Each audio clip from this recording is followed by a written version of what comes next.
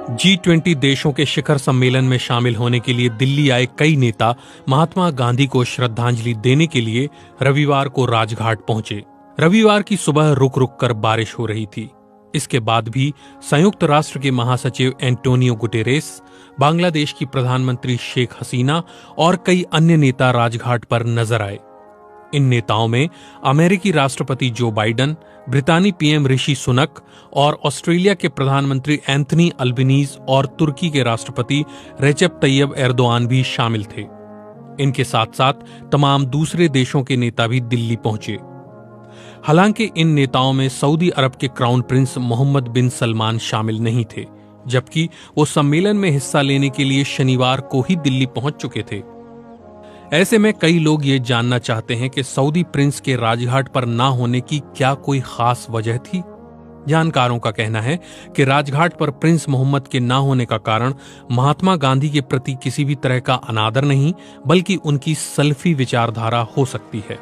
जामिया मिलिया इस्लामिया के Zakir Hussain institute of Islamic studies के पूर्व निदेशक प्रोफेसर अख्तरुल वासे कहते हैं, सल्फी यानी जिन्हें अहले हदीस कहते हैं, वो किसी भी तरह की समाधि या मजार पर नहीं जाते हैं। इस्लामिक स्कॉलर जफरुल इस्लाम खान बताते हैं कि उनके यानी सल्फी विचारधारा को मानने वालों के यहाँ तो कब्र को पक्का बनाना तक गलत है।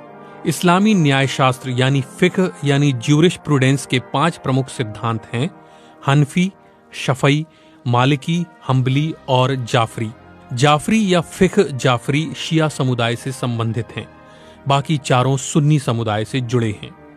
भारत में अधिकतर मुसलमान हनफी सिद्धांत को मानते हैं। सल्फी या अहले हदीस खुद को इन सबसे अलग मानते हैं। उनका मानना है कि ये सभी विचारधाराएं इस्लाम के आखिरी पैगंबर मोहम्मद की मौत के सदियों बाद वजूद में आई हैं और ये इस्लाम को लेकर अलग अलग इमामों की व्याख्याएं हैं। इसलिए इनमें बहुत सी वैसी बातें शामिल हो गई होंगी जो पैगंबर मोहम्मद के जीवन से अलग होंगी।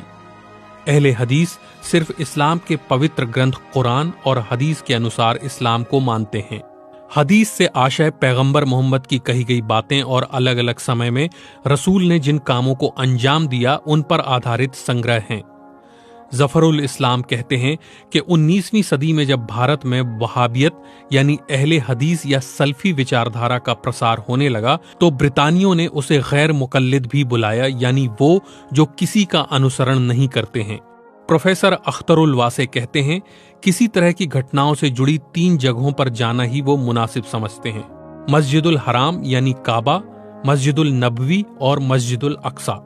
सऊदी अरब के मक्का में स्थित काबा का निर्माण इस्लाम के पैगंबर इब्राहिम से जोड़कर देखा जाता है, जबकि मदीना में मौजूद मस्जिदुल नबवी में पैगंबर मोहम्मद की कब्र है। मस्जिद अक्सा यरूशलेम में है और मुसलमान ये मानते हैं कि पैगंबर यहीं से अपने जीवन काल में जन्नत को गए थे।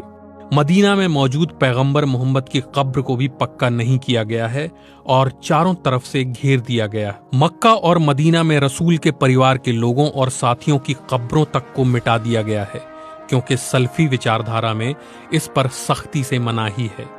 प्रोफेसर वासे कहते हैं कि आपने गौर किया होगा कि तुर्की के राष्ट्रपति रेचेप तैयब एर्दोआन राजघाट गए थे। वो हनफी विचारधारा से ताल्लुक रखते हैं। अरब मुल्कों और इस्लामिक देशों के बीच तनाव और प्रतिस्पर्धा की बड़ी वजहों में एक वजह अलग अलग देशों में इस्लाम की अलग अलग विचारधाराओं के अपनाने की भी रही है। जैसे सऊदी अरब और ईरान के बीच दशकों तक चला तनाव जो अब जाकर कम हुआ है और दोनों के बीच फिर से राजनयिक संबंध स्थापित हुए हैं। इस्लामिक जानकारों का कहना है कि मुसलमान होने के लिए जरूरी है एकेश्वरवाद, रसूल के इस्लाम के आखिरी पैगंबर होने पर यकीन और मृत्यु के बाद जीवन। इन तीनों में किसी तरह का मतभेद नहीं है। फिर रसूल और उनके साथियों की मौत के बाद एक समय आया जब अलग अलग इमामों ने धार्मिक पुस्तकों और घटनाओं की व्याख्या अपने अपने ढंग से की। इन व्याख्याओं में भौगोलिक स्थितियां और दूसरी तरह के कारण शामिल थे। इन्हीं से मतभेदों की शुरुआत भी हुई। हालांकि इस मामले में भी शियाओं और सुन्नियों के मतभेद की एक लंबी कहानी है।